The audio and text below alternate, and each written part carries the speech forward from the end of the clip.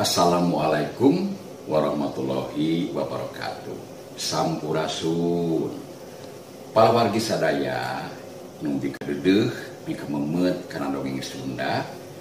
Sateu acan neraskeun hanca dongeng Sunda ieu wakumis baris ngemutar ieu supados teu kakantun dina satiap episodena dina carios anu diposting. Mangga di subscribe channelnya, oke ulah hilap diklik eta tombolna tah, dikliknya tombolna sareng gambar lonceng nu aya di gedengeunana. Wakumis ngahaturkeun mangrebu-rebu nuhun laksa ketika bingahan kana perhatosanana.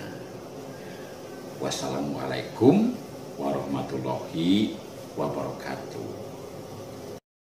Jadi sadeupa tina sadeupa bisa jadi salengka panjang bari cantang tuh karena keaslian jeung kabeneran manu sebutkeun naon hoak teh biasa eta teh tiba heula aya sabenerna carita hoak teh.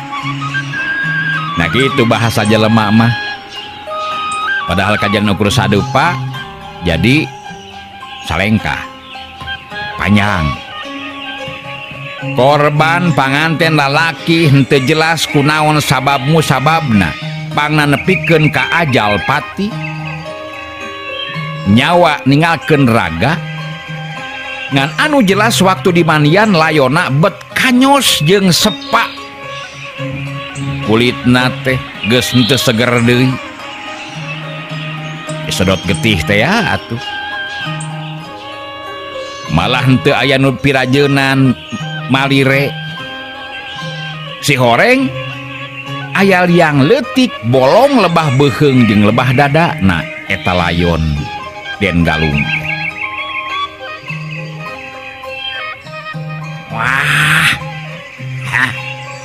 Wah boa Puspita teh siluman euy geus 2 kali boga salaki paehna teh sarua dina peuting pangantenan jeung pas dina mangsana bulan purnama deui. Bener teu? Pikir kuy laing sabur. Neneng onge aya ni inat maninya nih. Lamun ngomong ulah ngirung atuh. Anak meuring mah ieu anak nu. Nami anak minaku. Toh jeung nyagrog di maneh mah tuh. Nah ieu watekna meuring mah.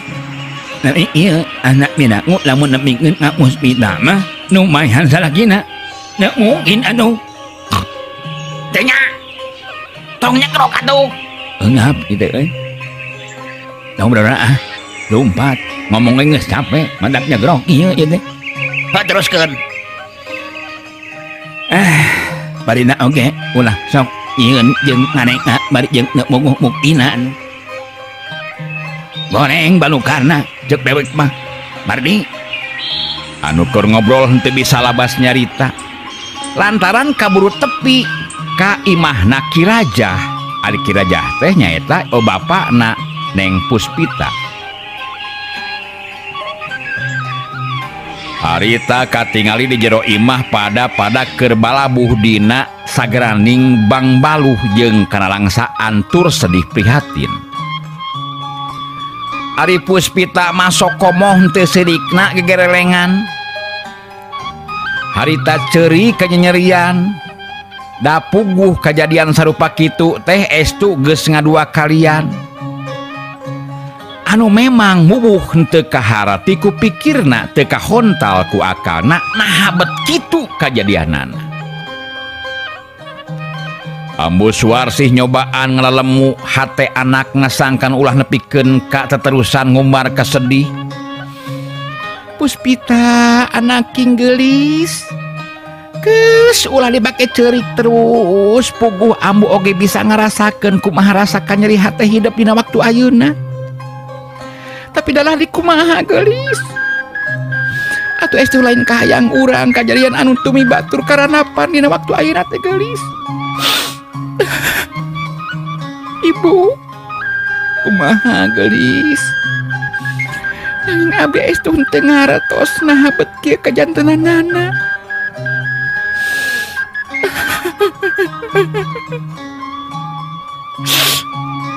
Kang Pondang nya kitu deui Kang Galung bet ngarandapan nasib anu sami.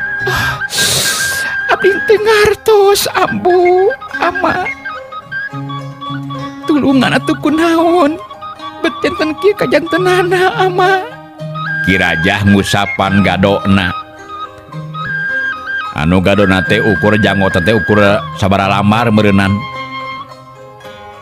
Panonna neuteup ka hareup bangun anu jauh paninengan. Terus ngarenghap narik napas panjang bari teu lila terus nyarita lalaunan. Puspita anak ama. Ama sorangan ngerasa kaget jeung teu ngarti ku ayana ieu kajadian teh geulis. Anu saolah-olah mangrupa runtuyan kajadian anu sarua. Memang matak nyeri. Matak nyeri hanyelu hanyakal ku ayana ieu kajadian geulis. Ngan ama tidak kumaha tapi teh ama. Geulis hidup anak ing. Sing tawakal, sing sabar. Sarta sing tabah oge sabar dina nying hareupan ieu kaayaan. Puspita. Ama. Muwuh ama oge moal cicingeun. Moal cicingeun geulis. Amatang tu bakal neangan tarekah jeung wewengan. Naon anu jadi marga lantaran sabab musababna. Geus ayeuna mah sing leler jeung tenang geulis anaki. Da puguh saha atuh anu hayang atawa mika hayang kana ayana ieu musibah geulis. Ki Rajah nyadarkeun hate anu jadi anakna sangkan ulah terus kalalanyoan ku geter kasedih jeung kadalangsaan waktu harita.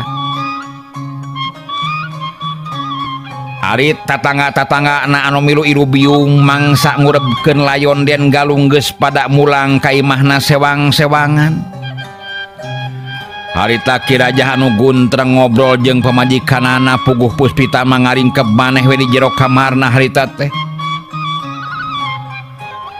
Ki Rajah neuteup ka pakarangan imah anu waktu harita memang poek mongkleng buta rata da puguh wancing geus peuting. Terira terus kedalisan. Manehna kumaha ama? Gayaan jeung kajadian anu karanapan ku urang memang perlu diteangan sabab musababna. Ulah-ulah Puspita anak urang teh aya anu ngaheureyan. Ngaheureyan kumaha ari Kang Rajah? Penting ngarti dieu mah lamun anak urang anu diheureyan tangtuna oge meureunnan anak urang teh anu kudu jadi korban lain salakina. Nya eta. Maksud akang ngaheureyan teh satiap lalaki anu nyandingkeun anak urang terus aja lepati ku cara anu aneh. Tah.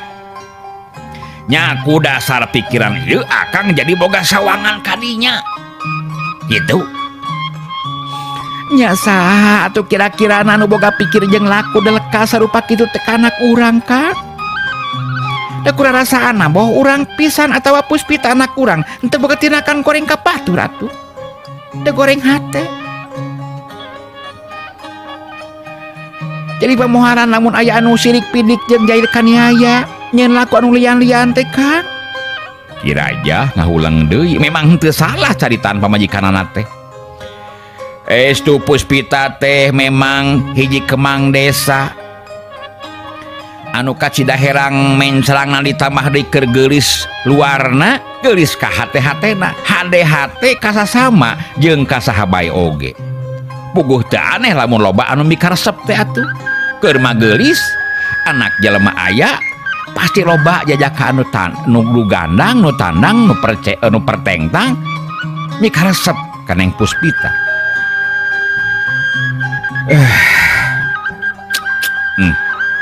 Dengar ati. Masya Allah. Ayeuna mah leuwih hade akang rek nyobaan badami we jeung adi akang. Ngeunaan ayeuna ieu musibah teh manehna anu tumiba ka keluarga urang teh sabab upama diantepkeun bisi Ramat Kamale. Nitir ieu kajadian teh terus-terusan. Nya teu langkung Kang Raja eta mah nguupikeun abdi mah anu jelas memang sarua ngarasa melang jeung salempang. Sok inggis anu jadi anak jadi kaleleban anu ku ayeuna ieu kajadian teh Kang. Isukan akang rek badami jeung anu jadi adik. Kumaha cara jeung jalan keluar anu sahade-hadena. Sangkan ieu kajadian jeung kaayaan teh ulah nepikeun ka terus ngaruntuy kana kajadian anu saterusna. Tumiba ka satiap lalaki anu jadi salaki nyaeta kudu ajal pati. Apaan kacida eta teh? Lamun ieu kaayaan can kapanggih sababu-sababna.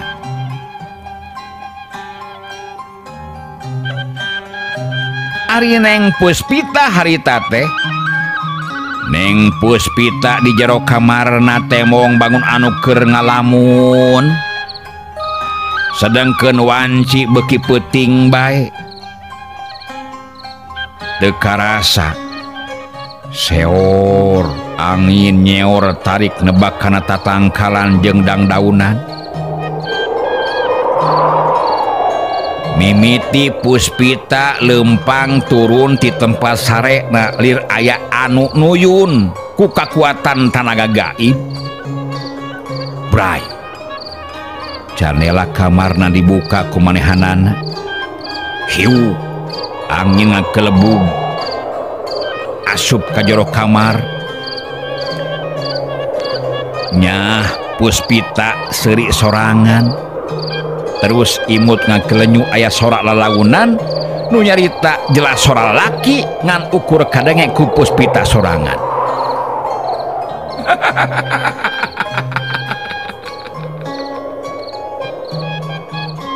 Puspita alus anjeun geus nohonan kana pancen sarta ngalaksanakeun parentah ti kula sakumaha mistina.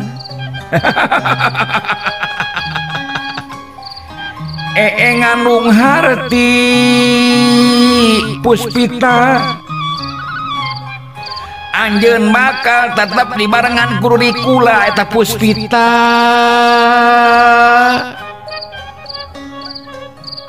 Hartina diri kula bakal tetep barengan jeung Andika eta Puspita.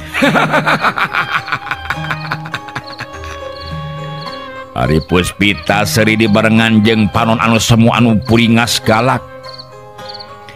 Bari terus seri ngan celah serina ayeuna mah matak pikasieun lamun seug pareng kabeneran aya anu ngadengekeun.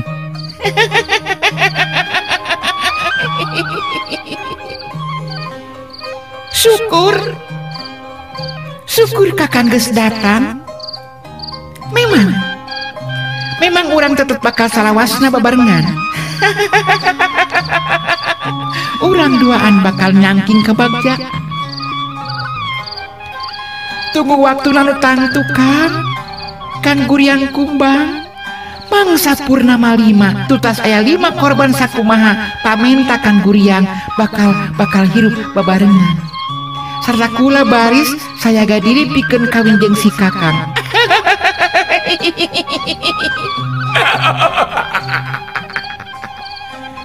Syukur eta syukur bagyakeun nemenan upama kitu mah eta Puspita jungjunan akang hai. Engkang memang nganti kana datangna eta wanci eta Puspita. Akang nganti kana datangna eta mangsa.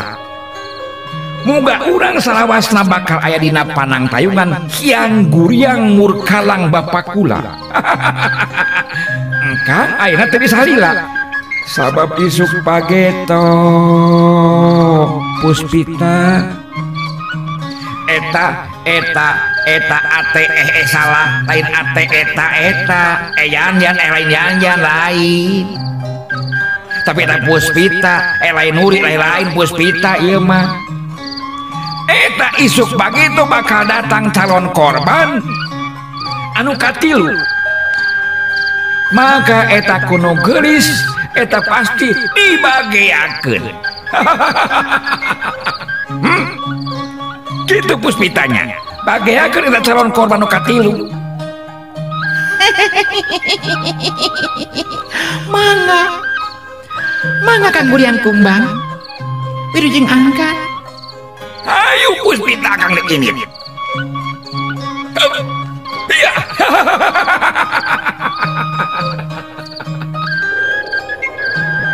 Bareng jeung seorna angin di luaran imah. Harita kaayaan ngadadak cempling deui. Janela kamar ditutupkeun ku Puspita. Kaayaan di jero kamar saperti tadi deui. Puspita ngoloyong lempang muruk ke tempat sarena goledag ngagoler terus ngahulang bari mencetan tarang siga anu lieur Nah kunaon aing bieu bet nyarita sorangan jeung naon anu dicaritakeun teh estung teu karti ku diri aing duh nah bet kieu gering gitu diri aing teh disabangprak 2 kali aing pangantenan serta 2 kali aing boga salaki tur dina peuting pangantenan anu munggaran jeung kadua nu jadi salaki sarua bet ajal pati nah kunaon atunya bener-bener aing sorangan teu ngarti diri aing kunaon bet kieu gulang-guling Puspita sorangan meh teu bisa ngerejep sare ngan tas wanci beki peuting deket ka janari leutik kakara manehna bisa peureum alias ngerejep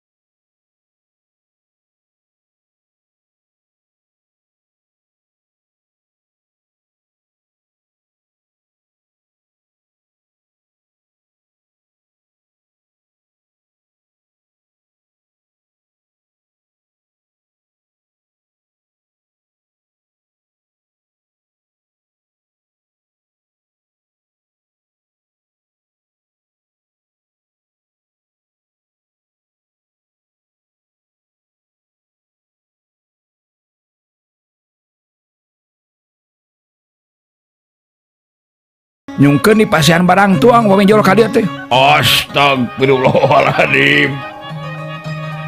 Kalaka heureuy di dinya. Mun pan kitu sur akang oge. Lamun datang ka dieu teh kudu disampakeun, disuguhan heula memeh ngobrol teh. Lain hare-hare kitu pan. Atuh geus kaliwat eta mah. Aduh. Ya Allah, ya Gusti, tong heureuy bisa dibabuk geurang ge. Naon Kang? Masihan sabuk. Oh, karasan. Karasan teh gaduh sabuk teh. Tos soeh ya. Tipan di basihan eta ti itu teh suka regang. Sabuk kulit ngantos soeh enak mah. Waktu tahun 85 beberna oge pasti ngesoeh. Lain sabuk ieu. Oh jadi kitu akang teh. Bener mun kalian teh kudu diparaban heula dahar kakara ngobrol. Oh mohon. Insyaallah Kang, kieu Kang Raja. Sagala rupi maka salira memang kahartos. Tah. Nah gitu. Ulah heran Sohib. Jadi kita mang mah lamun nyarita urang geus kahareup meh mah ka tukang deui balik deui. Memorina kurang kuat meh teh. Rada bolot gitu. Kieu Kang urang teraskeun atuh. Ulah ngalamun ari abdi keur nyarios teh. Apaan akang teh gerenang ieu teh na teu kadenge. Kieu Kang ieu. Sagala rupi maka salira memang kahartos. Kalayan abdi memang mafhum kana eta hal. Malah sakawit nama. Abdi teh hoyong badanten ngeunaan ieu hal. Atuh kararesan ayeuna salira ka dieu nyanuhun be ari sim kuring mah. Heeh. Nu matak. Kieu lah Kang. Rada nyambung ieu. Jeung ari akang ieu. Ai ka dieu teh nyanak bekal teu. Heuh nyamawa atuh. Iyalah kabeneran ieu. Abdi teh tembuseun nu sawah ditu teh belah ditu. Jing lah meureun ku satalen saketi boga tawa 2 perak cukup. Dan nyambung lah ngobrolna ya priogi lah bingung tuh di murid dia mah geuning dek ieu mah ka saha ya keur lanceuk deui mah kumaha kasebut rada jegut cenah cek beja pan misal lemur oge. Atuh ieu lah sok butuh sabaraha. Cukup lah 2 perak ge. Naya tuh 3 perak teu naon. Sok, tanya sok. Tah.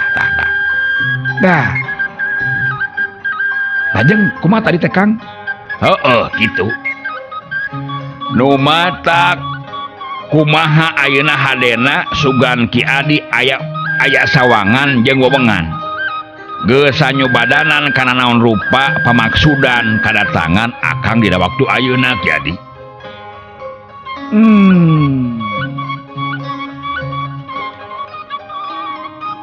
Maksudna teh aya sawangan atawa wewengan atawa kababuhan kitu maksud teh. Heeh. Bener kitu pisan. Ari kawabuhan mah atawa anu dipercaya ku abdi salila ieu memang aya Kang. Dah, Sohib mun dibere duit mah eta mah nyambung langsung. Mun sani bere duit jeung dahareun moal nyambung moal tah. Si Tomang tah. Tong heran teh. Namun teu mun dibere duit atau mun sasalaman jeung ABB. Heuh. Nyambung we pokona mah eta mah. Ngaborolo lah. Teraskeun Kang. Lah ngomongkeun abdi atuh. Geus beuh kieu kaayanan apa abdi mah? Heeh. Kumaha. Malah kieu ye Kang ye. Eta kawawuhan abdi teh kawilang hiji praji sakti sarajan istri. Tapi wah kasaktianana memang mahi nama pokokna mah lah mucekil. Segala rupa bisa Wah, nu sumping di kota, di kampung, malah di luar negeri oge, loba tah. Dek naon kadinya? Dek naon nganjang we kadinya. Piknik loba nama. Sok teu nyambung dewa ieu mah. Teruskan kumaha? Jadi eta dukun lepus Praji Sakti teh sarajan istri segala rupa bisa. Itu memang mampu gesan nembus kana hal-hal anu gaib. Wah. Nya terpercaya Kang mah. Wah, daek samedin Kang. Enak naon teh. Bener ya mah. Bisa dibuktikan ke. Anu estun teu kasungsi ku harti urang, teu kahontal ku akal urang. Kitu tah Kang. Ngan memang aya syarat-syaratna eta teh.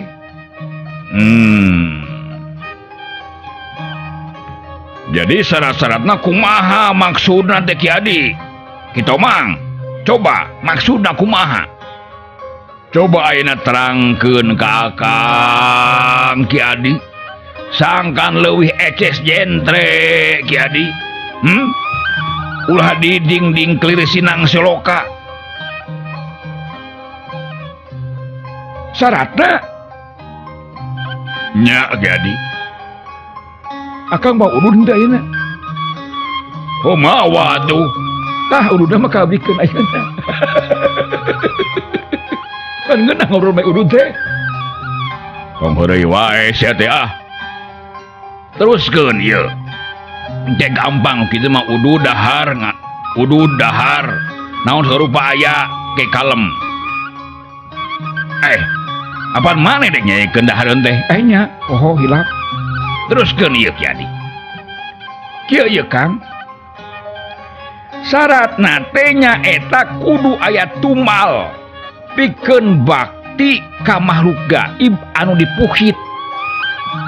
Keke ai ngaranna eta Praji Sakti teh saha Ki Adi? Ngaranna teh nya eta Nini Manikpuri. Wah. Apa kana ngaranna mah beunang jelas ieu teu bohong maneh teh jiga nama. Moal Kang perilaku abdi kalau dilancek dek ka bodoh atuh. Nyata loba nu ieu loba teh loba nu situlungan ku nama. Jadi kieu ieu.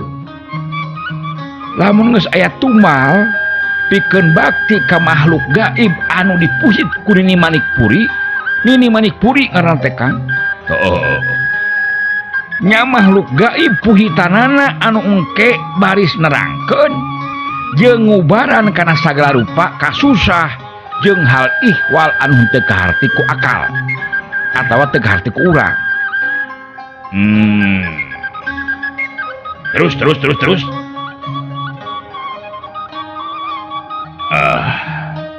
Ari tumbalna teh naon Ki Adi tah? Cing. Sareat nama nya eta tumbalna teh ku Eme Hideung jeung Hayam Hideung. Dua anak teh kudu dipencit sarta sirahna di ruang di hareupeun imah anu boga maksud. Nyata dina ieu hal nyata di bumina Kang Raja di hareupeun imah Kang Raja. Kitu maksudna teh.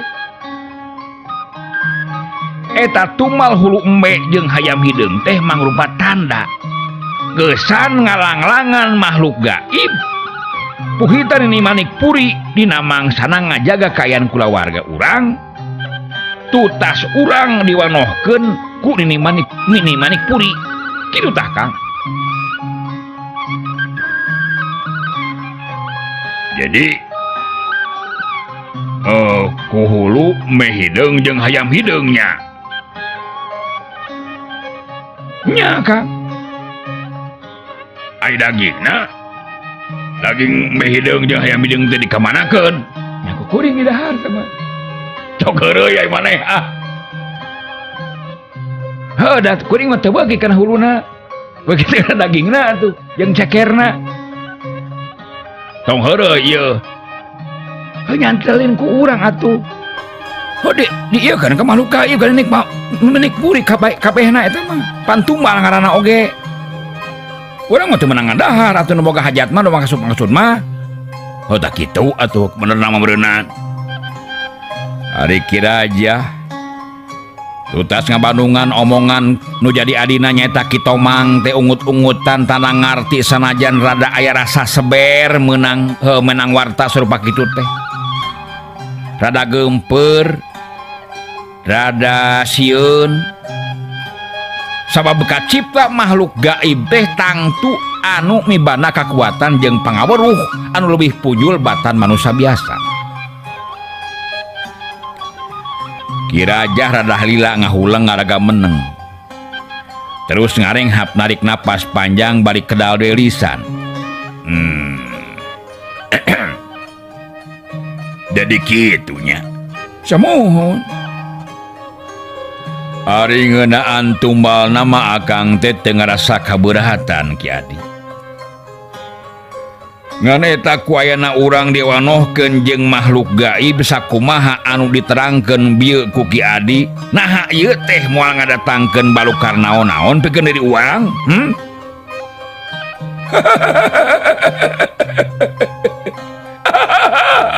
Tau tarik ting sadina tuh ah. Panjang-panjang ting sari teh.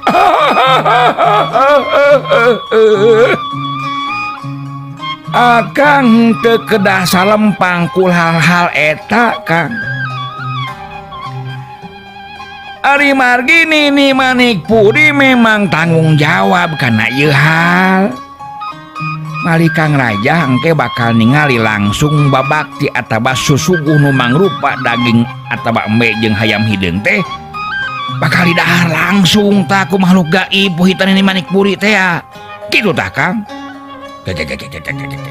Keulak jadi akang tumanya nu leuwih tarete. Nah Ki Adi kungsi ngajaran hartina kungsi minta tulung ka Nini Manikpuri tur ditepungkeun jeung makhluk puhitanana teh. Ari abdi mah memang harita nyuhunkan kana Nini Manikpuri teh sangan ulah ditepangkeun bilih abdi sieun kitu. Abdi mah nyungkeun bisa eta teh Nini sieun kuring mah tong ditepungkeun Nini Manikpuri jeung makhluk gaib kuring mah sieun cek kuring teh. Bener si ayeuna ngomong teh. Kewe taroskeun pokona mah bisi abdi akon-akon mah abdi ngabohong mah. Dah, namun karasan be harita mah pasoalan anu karanapan ku abdi mah kawilang hampang Kang. Dah, upami pasoalan anu dicing hareupan abot mah tangtos ta makhluk gaib puhitan Nini Manikpuri teh bakal ngajirim di payunan urang sarta nerangkeun kana naon rupa kapuruan urang. Kitu tah Kang. Sing persanten kesimpuring lah. Ya syukur be atuh pamaketium nya pamakitu mah Ki Adi. Syukur pamakitu mah ieu. Muga be atuh naon rupa pamangsudan urang masing tinekanan Ki Adi. Ya terus nyakseni Kang. Sabab terus terang akang teh geus ngarasa poekeun ieu teh. Ku ayeuna kajadian anu tumiba kanu jadi anak nyatana Puspita. Abdi oge memang aya sawangan kalebah dinya Kang. Nya runtuyan kajadian anu tumiba ka Puspita teh estu lain kajadian biasa. Dina hartos aya hal-hal anu estu henteu kasungsi ku harati teu kahontal ku akal. Sadangna deui upama urang henteu ngungkulan eta kaayaan duh tada teuing be jadi kemang carita bararea meureunna matak ibur salemur karunya we ka budakna tuh ka nu matak eta hal pisan nu jadi karisi jeung kasalembangan akang oge Ki Adi. Sabab geus 2 kali ibur jeung tagiwur pangeusipil muran teh ku ayeuna ieu kejadian nu mawi. Nu matak anu mawi Kang. Nu botak katingang awi kaos si Iwata keur mah botak katingang awi. Keur geus dicukur langsung ngalaawi ka kebon pokok katingang teh. Deuk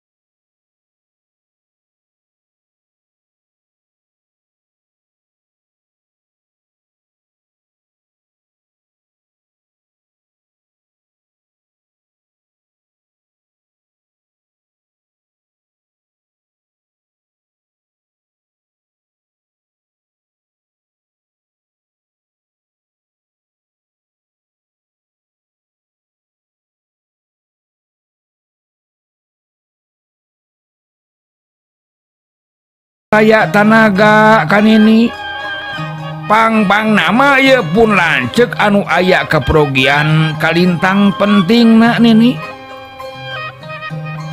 jantan badek kasaha deui atuh mohon minta tulung nanti badek kusaha deui ditulunganana upami sanes ku salira kitu tah nini manik puri sanajan panona semu cekung kajero sarta kaayaan geus cetuk huis da puguh memang geus kolot pisan atuh ini manik puri teh tapi sorana mah teteh lah masih keneh ngoncrang sarta cangker keneh sigana teh ini manik puri harita terus ngawalon bari teteupna rutret ka Kirajah jeung Kitomang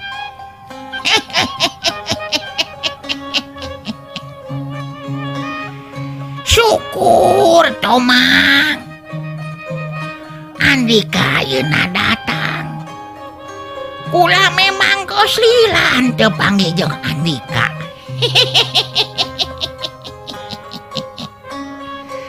tah ayeuna mah teu kudu ngarasa tumarumpang doi yo oh lanceuk Andika teh anu ngaran Kirajahnya coba ayeuna cumarita dadarkeun naon ini dedengan teh dadarnog sungan teh geus cager torekna Tomang maneh teh oh dadarkeun teh jentrekeun caritakeun saterabasna naon rupa hal kaperluanana kitu tah lain ka maneh Tomang ka Kirajah lanjut maneh Kirajah ngumpulkeun heula ingetan geusan nyarungsum picaritaeun anu hade ulah nepikeun ka aya basa anu matak nyentug kana hate nini manik puri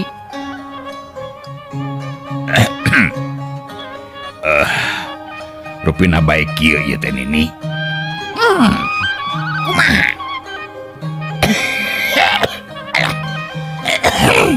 ayo bari teh nyeupah teh sok rada batuk ini wae teh tapi lamun ningali nu kasep di dieu mah kadang-kadang Allah nu batuk teh hilang sirna kitu cager mun ningali si Tomang rada rumek ieu mah duasa teu ngeunaheun kitu lawa batuk ini teh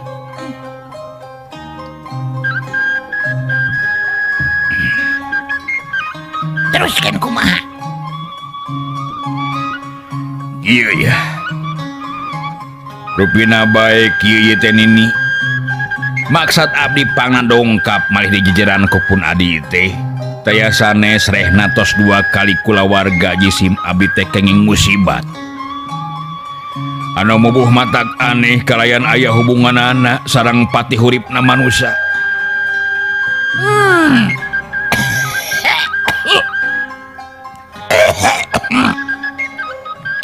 ke heula ieu teh jadi Andika Kirajah geus 2 kali menang musibat anu beratnya kumohon ini musibat naon eta teh coba geura guar papai tirunayanana geura jujur ti buhuna sangkan jelas ke banumanana jeung ka harti ku diri kula ieu nini so kuring di Bandungan yuk Tomang nunutan main tatu urut dahar kali itu dek dahar naon atau wana naon beda ku dek nyentulan mutu jeung coet matu harosong keneh geningan naon we atuh ngetik barang bawa tiri itu eta henteu eta malah sarwana lah di dieu teh disuguhan di sarwa dek cicing kuring mah ya dek nunutan sok lah nunutan ka dinya kieu ieu kajantenan anu salares naman ini mangga urang pedar ti kawit asal muasalna Kirajah harita terus ngaguar ngeunaan naon rupa pangalaman anu karanapan ngeunaan nasib nu teu mali jeung kaayaan anakna nyaeta Puspita anu tetela matak aneh jeung teu kaharati sakabehna ditetrek ti mimiti taya anu kaliwat dibejer beaskeun satara basna kalawan Eces jeung Jentre ka Nini Manikpuri. Dah gitu Nini, naon rupa pangalaman anu karanapan ku jisim abdi sakulawarga pang-pang nama anu tumiba kapun anak we nyatana Puspita nyangakeun ayeuna mah bobot pangayon timang taraju kasalira Nini muga kersa masihan pitulung ka jisim abdi. Lila Nini Manikpuri ngahuleng kerung dua halis nameh tepung malah bari jeung peureum sagala rupa. Terus curugna diantelkeun kana tarang. Ari kitu mang jeung Ki Rajah sirih teuteup teu lila Nini Manikpuri beuntak. Terus ngarenghap narik napas panjang sarta nyarita lalaunan bari jeung Jegideug.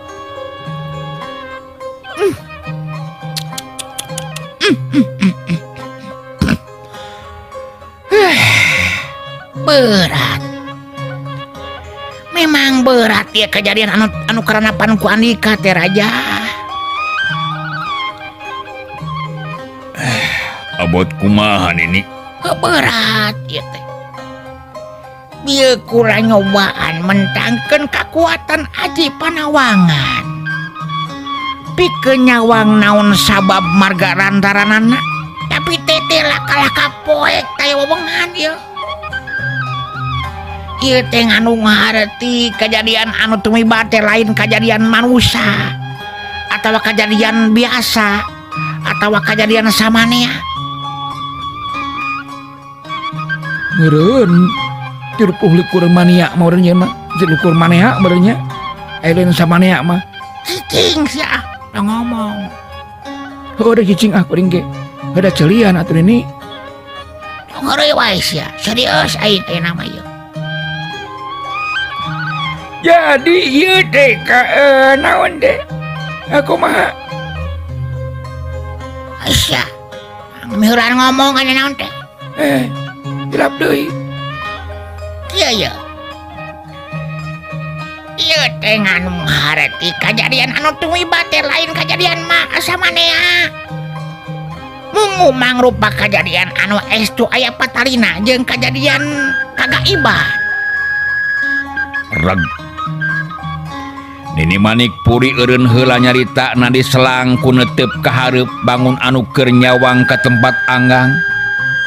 Sedengkeun kitu mang jeung Ki Rajah ungut-ungutan tanda ngabandungan sapinuhna kana caritaan Nini Manikpuri. Deulila Nini Manikpuri harita neruskeun hanca caritaanana.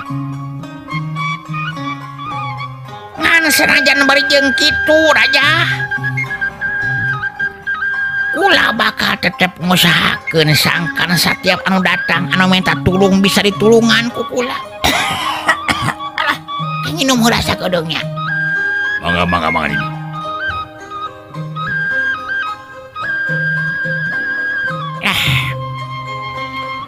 Dengeunah ieu bari teh nyepah besok nyepah biasa nama ieu teh. Bios ke dipasian sekanggo sebaheunana. Oh, alus.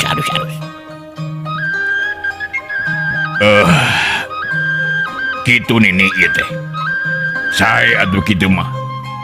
Margi bade kasaha deui atawa bade kusaha deui atuh ditulunganana pun nya mun ieu teh. Pun anak teh kitu maksad teh. Mudah-mudahan we atuh Nini kersa masihan pitulung ka sim kuring. Sumuhun ini tah kedah itu teh. Tenang we dan inda aya pun cek mah tara ieu ngartos lah pun cek mah bawa nama.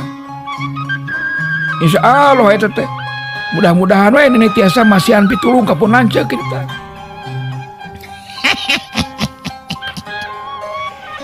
Kieu ayeuna mah Tomang oge Andika Raja. Jemon. Kumaha Nini? Leuwih hade geranyeun tumal bae sakumaha biasa. Nyata mencit meh hideung jeung hayam hideung. Sarta sasajen anu liana. Engke Obama eta geus kumplit sarta kumpul gancang Andika datang deui ka dieu Tomang oge Raja. Ulang ke bakal datang ka ditu pikeun umah eta tempat. Sangkan dijaga jeung diriksa ku makhluk gaib puitan kula. Anu memang hal-hal anu aya patalina jeung kagaiban kudu direngsekeun ku gaib deui. Kitu ta Jaluk. Jadi ayeuna mah kitu wewengan ti diri kula mah. Ngaturkeun nuhun atuh. Kasaridan ini ku ayana wewengan sarupi kitu atuh mugabe pamaksadan abdi ti nekanan. Margi rarasaan teh betaya hartosna upami hirup dirungrung ku kabingung. Diudag-udag ku kasusah. Iku kuntit ku kasedih. Sakantenan we atuh upami kitu mah abdi saja pamitan bade wangsul nini. Engke panginten dinten enjing pun adi bakal nepangan deui ka dieu. Tuta sadayana anu diperugikeun tos kempel. Syukur atuh lamun kitu mah. Kula yakin sarta sing percaya sapinuhna gaib puhitan kula bakal mampu pikeun nerangkeun ieu kejadian sarta cara pikeun ngukuranana. Keur nini mah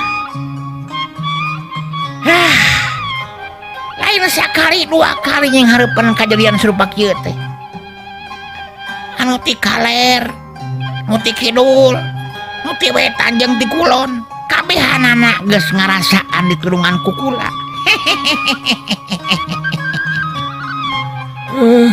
Yaktos.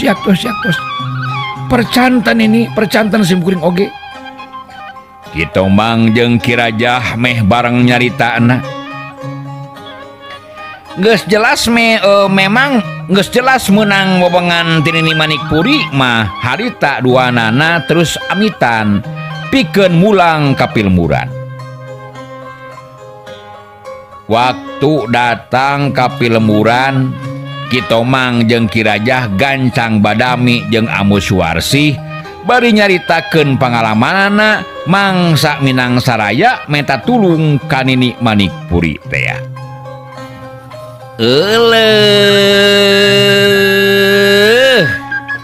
Hanya kalpisan ieu acara ngabako dinten ieu perantos rengsek geuning ieu waktosna perantos teh kapan deui ieu sohib. Aduh atuh insyaallah tong hariwang teh kedah hariwang teh kedah salempang. Insyaallah wa kumis sareng acara ngabako ieu insyaallah dina dinten enjing tangtos baris dongkap deui norojo deui modongho deui ka pangkonan para sohib sadayana. Ulah lali acara ngabako unggal wayah kieu sareng wakumis baris ngarencangan para sohib sadayana. Ulah lali ngalangkungan 101,8 FM Radio Kosmo. Wirujeng kantun Permios. Wassalamualaikum warahmatullahi wabarakatuh.